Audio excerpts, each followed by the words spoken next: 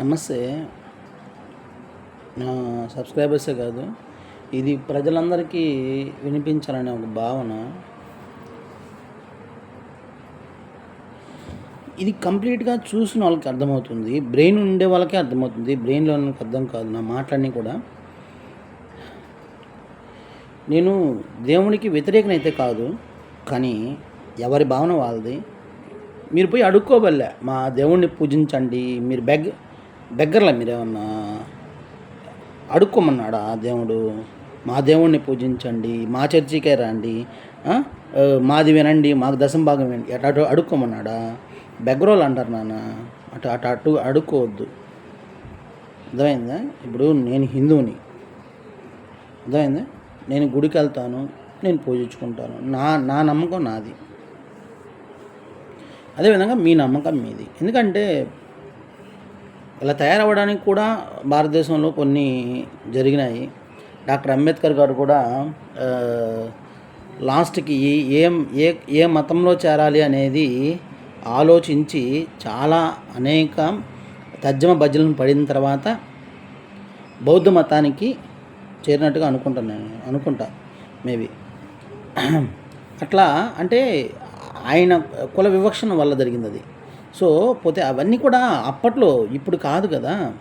ఇప్పుడు అయ్యప్ప స్వామి మాల చూడండి, ఎవరు వేసుకున్నా కూడా అందరికీ స్వామి అంటారు, భిక్షాటన, అందరూ కలిసి తింటారు.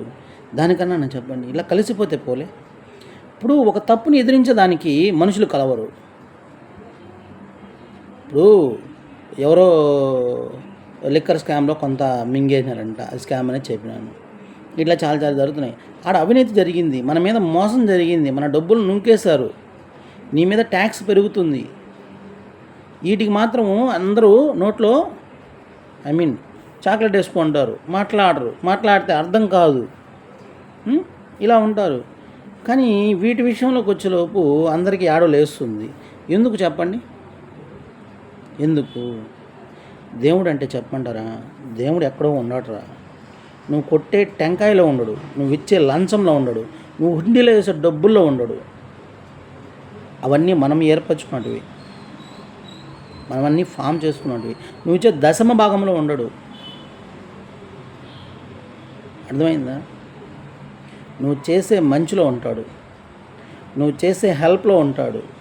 నేను అందుకని నేను కిండలు చేశా, ఆ డబ్బునంతా తీసుకుపోయి ఆడ చూపించాలి, లేదంటే భర్తలు ఉండవని చెప్పి, భర్తలు ఉండవు అని చెప్పుకున్నాను. నా వీడియో చూడండి, నావంతా అట్లాగే ఉంటాయి.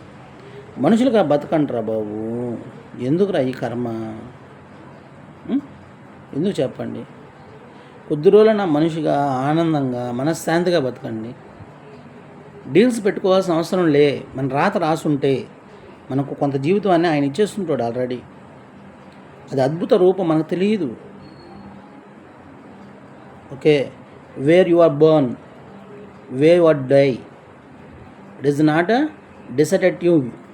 నువ్వు డిసైడ్ చేసేదానికి నువ్వు కాదు, అది ఆల్రెడీ రాత రాయాల్సి ఉంటుంది దేవుడు. అర్థమవుతుందా? వీఆర్ నాట్ క్రియేటర్స్, మనం క్రియేటర్స్ కాదు, అది ఆయన డిసైడ్ చేసుకుంటాడు. అది నువ్వు కోరుకునే ఏ రూపంలోనే ఉండొచ్చు, అది వేరే విషయం. కానీ కనిపించే దేవుడు ఏంటంటే నీ మంచి, నువ్వు చేసే మంచి, నీకు జరిగే మంచి. ప్రకృతికి వెళ్తామంటే ఎక్కడికైనా వెళ్తాము, ఆహ్లాదకరంగా ఉందనుకోండి, అదేరా దేవుడు.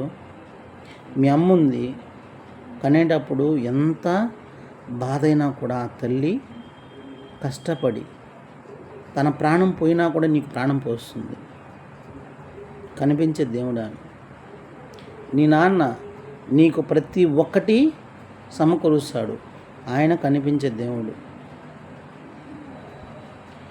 నీకు అన్నీ నేర్పించేది గురువు, నిన్ను నడిపించేది నీ చదువు, అది దేవుడు, కనిపించే దేవుడు.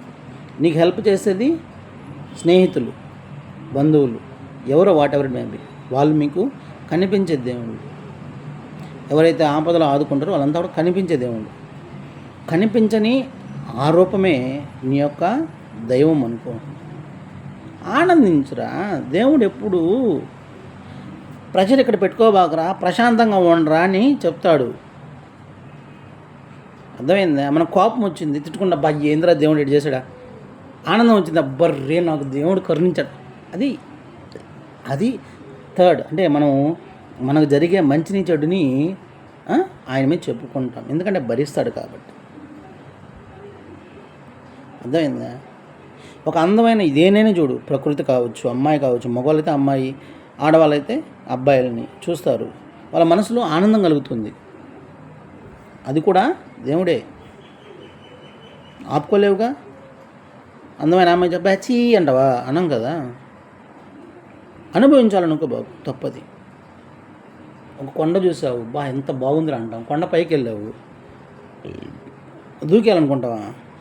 అనుకోగా. అది అనుభవించడం అవుతుంది. ఎక్కేయాలనుకోవడం అనుభవించడం అవుతుంది. అర్థమైందా? అది ప్రాణాలకి హరిస్తుంది. కాబట్టి ప్రకృతిలో వెతకండి దేవుణ్ణి, మనిషిలో వెతకండి దేవుణ్ణి, మనిషిలో వెతకండి దేవుణ్ణి. పుస్తకాల్లో, గుడుల్లో ఉన్నాడు. జై హింద్.